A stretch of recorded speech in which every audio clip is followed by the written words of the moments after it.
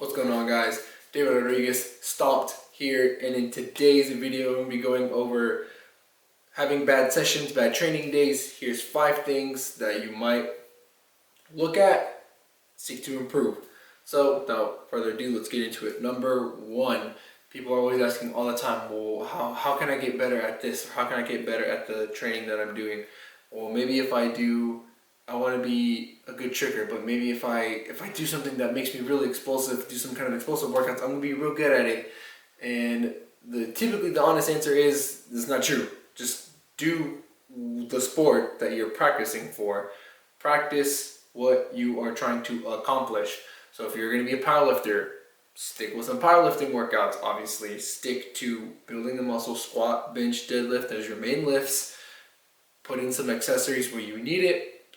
Go from there. Same thing with strongman, right? Find the main basic exercises or the basic lifts for strongman. Focus on those first. Do those, get better, and then you can start moving on. Same thing with tricking. If you're having bad sessions at tricking, try and scale back down your training, right? Be honest with yourself. Think about what you need to do. Build up from there, whether it's on trampoline, whether it's into a foam pit, whatever. Look at what you're doing, because obviously it's not working. Either scale back or find another way to train it. Alright, so that's number 1. Number 2, this is something that I've struggled with for a long time, and I sometimes still struggle with it. Eating for performance, right? Your body is a machine. It's a mean machine. Treat it like that, right? So people want to say, well, calories in, calories out, doesn't matter. A calorie is a calorie, whatever, it's all fine and dandy. But the thing is that I swear, if you put somebody of equal strength, equal caliber of whatever sport it is, you make one person eat a hamburger, french fries, a chocolate or vanilla shake, or whichever one of their preference, and you put them up against somebody again with equal strength that ate maybe like a ribeye or a lean top sirloin steak, some greens, water, and or maybe some orange juice. Guess what?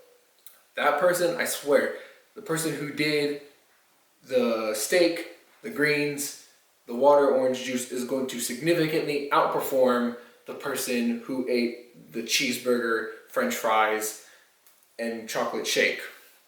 Especially if we're counting for equal amounts of calories. If they eat the equal amount, person with the steak is going to do much better. It's the same thing with you.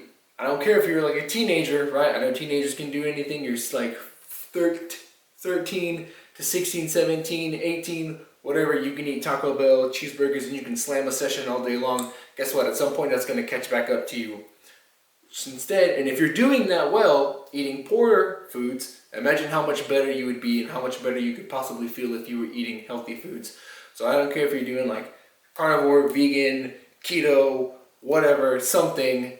Eat healthy, eat the foods that agree with you, eat the best kinds of foods, and you will significantly start to improve, right? Not only will you look better, right? Your body composition will change, you will feel better, and you will perform better.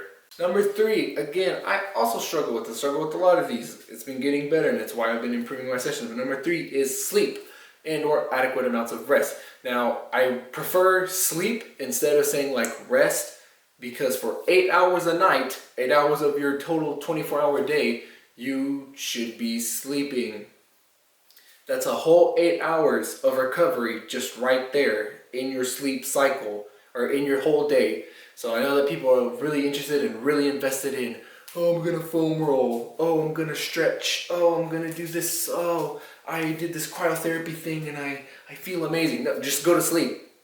Just pick an adequate amount of time to go to sleep. Turn off your dang phone. Quit staring at computer screens. Quit trying to forcing yourself to stay up. Find an 8-hour block of time that you can fall asleep at, and I promise you, you are going to feel better. It's literally what the body is designed for. Going to sleep, putting itself into a parasympathetic state, helping you to recover anything that you've expended, lost, right? It helps build muscle, helps you re-ingrain tricks. Your CNS finally kind of gets to chill out, understand what it did, put those patterns now into muscle memory, helps you improve. So instead of just always worrying about, oh, I'm gonna get up and I'm gonna do my PT stretches and I'm gonna put some Tiger Balm. People who love to lather themselves in Tiger Balm, but they're still injured all the time. And why don't you just go to sleep instead? Same thing with people who just they just stretching zealots. They're like, oh, bro, you recover, stretch. Just go to sleep instead. Get a good sleep schedule. Quickly, for all the people who, again, similar to the teenagers, are like, oh, I can do everything on 5 hours of sleep. Guess what? If you're performing that well on 5 hours of sleep, imagine how much better you'd be performing at 8 hours of sleep. Anyways, beat that dead horse long enough. Now, number 4 is ask for help. And I don't mean going back to watching mastering tricking tutorials or watching Kojo's Trick Lab tutorials or watching any kind of tutorials on any kind of exercise or whatever it is that you're doing. I mean actually go find a coach who is better than you, find a mentor, and build that relationship, because that is going to be so much more worth its weight in gold than going and watching the same tutorial or the same videos that you've watched 1,000 times before and you're still stuck at this level that you don't want to be at. And so when you do find that mentor, bug the crap out of them.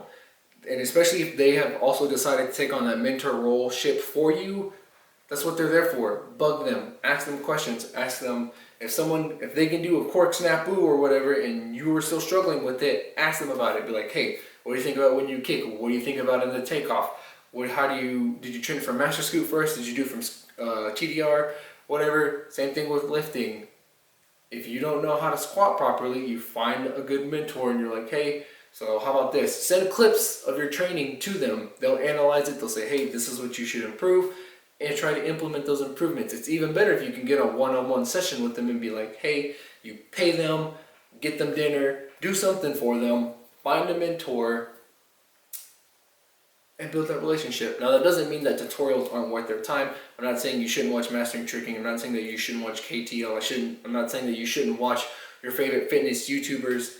What I'm saying is that you should treat those as supplements to the main exercise, right? Which is actually finding a mentor who can really help you improve yourself in whatever it is that you're wanting to do. Number 5 is don't go hog wild on weekends. So maybe Monday through Friday, you've stayed the course, you ate healthy, you got your 8 hours of sleep, you found your mentor, you started going back to your basics and the sessions are doing well, the sessions are hot now.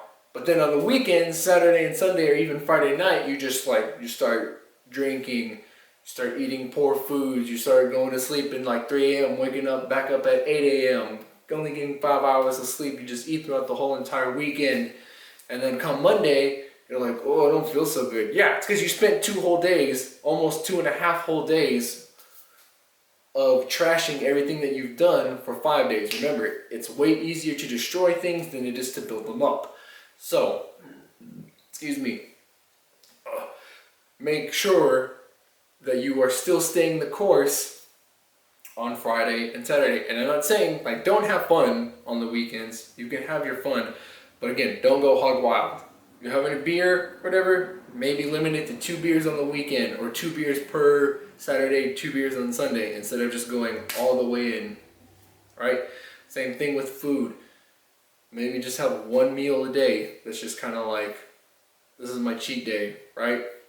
Don't treat every single meal as a cheat meal, because then all those add up.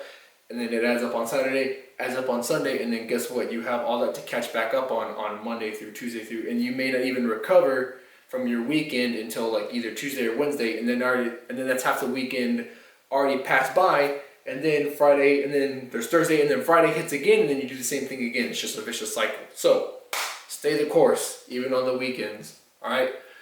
Hope y'all like this video. Please let me know if any of these things helped improve your bad sessions. They've really helped improve mine. Hope y'all like this kind of content. Again, please like, subscribe. Let me know what you think down in the comments below, and I will see you on the next video. Peace.